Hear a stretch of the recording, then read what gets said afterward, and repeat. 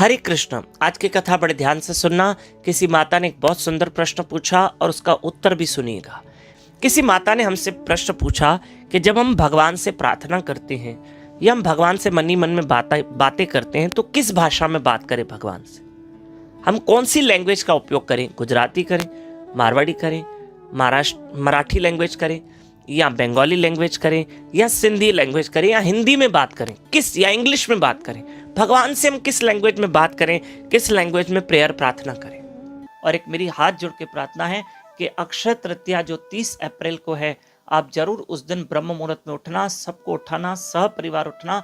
अक्षय तृतीया के दिन आप सोए नहीं रहना, यानी अर्थात सुबह जल्दी उठकर सुबह 4:30 से 5:30 अर्ली मॉर्निंग ब्रह्म मुहूर्त में उठकर हमारे साथ जप करें, हरि कथा सुने। यूट्यूब चैनल दामोदर दास पे लाइव रहेगा, इसलिए मैंने बीच में अनाउंस कर दिया। तो सुनो, भगवान को हर भाषा आती है। भगवान से क्या छुपा हुआ है? हमें आती होगी 1, 2, 3 भाषा, भगवान को तो हर भाषा आती है। पर आपको एक बात बताऊं, भगवान समझते हैं प्रेम की भाषा। आप किसी भी भाषा में भगवान से बात करो, प्रार्थना करो, लेकिन क्या उसमें प्रेम है तो भगवान उस भाषा को जल्दी समझ जाते हैं। अरे भाषा तो छोड़ो, हमारे मन में क्या विचार आ रहे हैं वो भी कृष्ण को पता है। भाषा तो बाद में बात हुई ना, हमारे मन में कौन से विचार उठ रहे हैं वो भी कृष्ण को पता है। 3 महीने का बच्चा वो कौन सी भाषा बोलता है, लेकिन माँ उसकी हर बात समझ जाती है। वो रोता है, उसको भूख लगी है तो भी रोएगा, उसको प्यास लगी है तो भी रोएगा, उसके कान में दर्द है तो भी रोएगा, वो नींद से उठा है तो भी रोएगा, उसके पेट में दर्द है तो भी रोएगा, लेकिन उसकी भाषा को माँ समझ जाती है। जब माँ एक बच्चे की भाषा समझ सकती है तो भगवान अपने भक्त की भाषा नहीं समझ सकते। गजेंद्र हाथी ने भगवान को पुकारा तो उस हाथी की भाषा को भी तो भगवान समझ गए। समझ गए। जैसे आपको एक छोटा सा दृष्टांत दें कि एक व्यक्ति मंदिर गया और उसका 4 साल का बच्चा उसके साथ भी मंदिर गया। तो व्यक्ति हाथ जोड़ के भगवान से प्रार्थना कर रहा है और दबे शब्दों में, क्योंकि प्रार्थना जोर जोर से नहीं करते ना।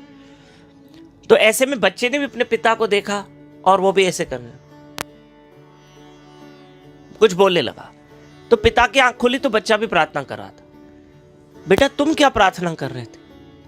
बोले पापा आप भगवान को क्या बोल रहे थे ये तो मुझे समझ में नहीं आया। अब मुझे भगवान को क्या प्रार्थना करनी है, पता नहीं क्या क्या प्रार्थना करते, मुझे नहीं पता। तो मैंने क्या किया, मैंने भगवान से कोई प्रार्थना नहीं की, मैंने भगवान के सामने पूरी ABCD बोली, A से लेकर Z तक। बस मैंने भगवान को ABCD सुनाई, बस। तो पिता समझ गए। बेटे ने कहा कि मुझे भगवान से क्या मांगना चाहिए, क्या नहीं मांगना चाहिए, क्या बोलना चाहिए। मैंने भगवान को पूरी ABCD सुना दी, मैंने भगवान को क ख ग घ पूरी वर्णमाला सुना दी। मैंने कहा भगवान अब जो इसमें से आप बना सकते हो मुझे दे देना, आपको जो अच्छा लगे मेरे लिए कर लेना। तो पिता समझ गए कि बच्चे को प्रार्थना करने तो नहीं आ रही है, क्या बोलना चाहिए उसको ये भी नहीं समझ में आ रहा है। उसने भगवान को पूरी ABCD सुना दी। तो मतलब ये जो बच्चा भगवान को बोल रहा है तो भगवान इसकी भी भाषा समझते होंगे। मेरा कहने का मतलब है भगवान प्रेम की भाषा समझते। आप किसी भी भाषा में भगवान से बात करो, भगवान आपसे खुश है। जिस भी भाषा में आप भगवान से प्रेयर कर सकते हो, आपको जो भाषा आती है, टूटी फूटी भाषा आती है, उसमें बात करो, लेकिन भगवान प्रेम की भाषा समझते हैं। बस भाषा में प्रेम होना चाहिए। 3 महीने का बच्चा क्या बोलता है, क्या इशारे करता है, मां समझ जाती, मां समझ जाती। ऐसे भगवान समझ जाते हैं भक्त की भाषा को। आप सिर्फ बोलो हरे कृष्ण कृष्ण कृष्ण हरे हरे, हरे राम राम राम हरे हरे। आपको बता दें कि 26, 27, 28 अप्रैल हमारे गुरु महाराज श्री मधुसूदन बापू जी नागपुर नगरी में पधारे हैं और बापू जी के पावन प्रवचन यहाँ होने जा रहे हैं।